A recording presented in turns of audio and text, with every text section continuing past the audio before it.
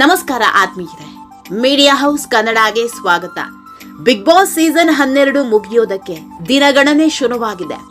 Big boss ಶುರುವಾಗಿ 100 ದಿನ ಆಗ್ತಾ ಬರ್ತಾ ಇದ್ದಂತೆ ದೊಡ್ಡ ದೊಡ್ಡ ಬೆಳವಣಿಗೆ ಆಗೋದಕ್ಕೆ ಶುರುವಾಗಿದೆ.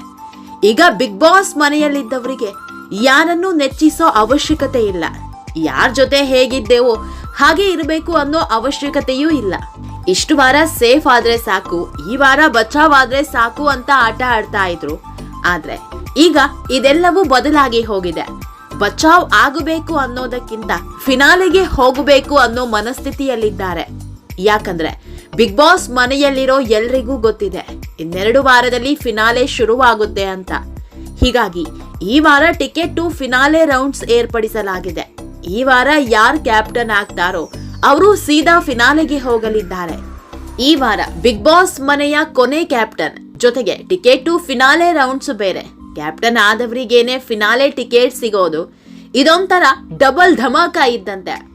ಯಾಕಂದ್ರೆ ಒಂದ್ ಕಡೆ ಫಿನಾಲೆಗೆ ಹೋಗೋ ಅವಕಾಶ, ಇನ್ನೊಂದ್ ಕಡೆ ಬಿಗ್ ಬಾಸ್ ಮನೆಯ ಕೊನೆಯ ಕ್ಯಾಪ್ಟನ್ ನಾನೇ ಅನ್ನೋ ಹೆಮ್ಮೆ. ಹೀಗಾಗಿ ಬಿಗ್ ಬಾಸ್ ಮನೆಯಲ್ಲಿದ್ದವರ ಪಾಲಿಗೆ ಇದು ದೊಡ್ಡ ಚಾಲೆಂಜ್ ಆಗಿತ್ತು. ಅದರಲ್ಲೂ ಕೊನೆಯಲ್ಲಿ ಉಳ್ಕೊಂಡಿದ್ದ ಅಶ್ವಿನಿ ಹಾಗೂ ಧನುಷ್ಗೆ ಗೆಲ್ಲಲೇಬೇಕಾದ ಅನಿವಾರ್ಯತೆ ಇತ್ತು. ಇವತ್ತು ಬಿಟ್ಟಿರೋ ಪ್ರೋಮೋದಲ್ಲಿ 10 ಕುತೂಹಲ ಕೆರಳಿಸಿದೆ. ಧನುಷ್ಗೆ ಸಿಕ್ಕಿದ್ದ ಅವಕಾಶ ಕೈ ತಪ್ಪಿದ್ರಲ್ಲಿ ಯಾವುದೇ ಅನುಮಾನ ಇಲ್ಲ.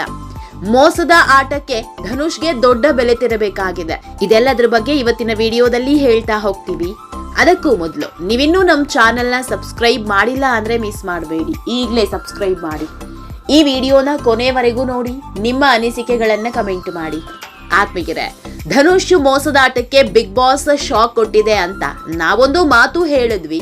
ಅದು ಮೋಸದಾಟ ಅಂದ್ರೆ ಬೇಕು ಅಂತ ಮಾಡಿದ ಮೋಸದಾಟ ಅಲ್ಲ, ಕಣ್ತಪ್ಪಿನಿಂದ ಆದ ಮೋಸದಾಟ, ಗೆಲ್ಲೋ ಬರದಲ್ಲಿ ಮಾಡಿಕೊಂಡ ಎಡವಟ್ಟಿನ ಆಟ.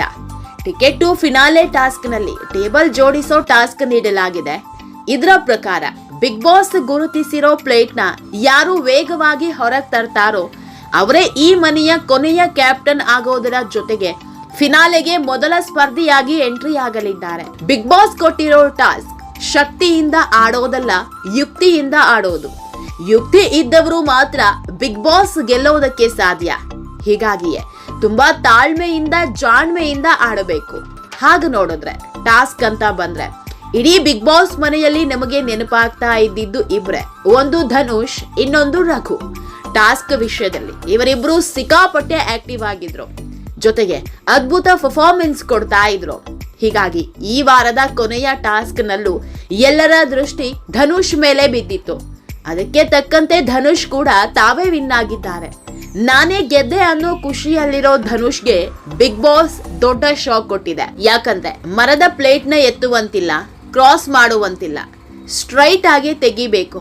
ಆದ್ರೆ ಕೊನೆ ಕ್ಷಣದಲ್ಲಿ ಧನುಷ್ ಕ್ರಾಸ್ ಮಾಡಿ ಎಳೆದಿದ್ದಾರೆ. ಹೀಗಾಗಿ ಧನುಷ್ಗೆ ಬಿಗ್ ಬಾಸ್ ದೊಡ್ಡ ಶಾಕ್ ಕೊಟ್ಟಿದೆ.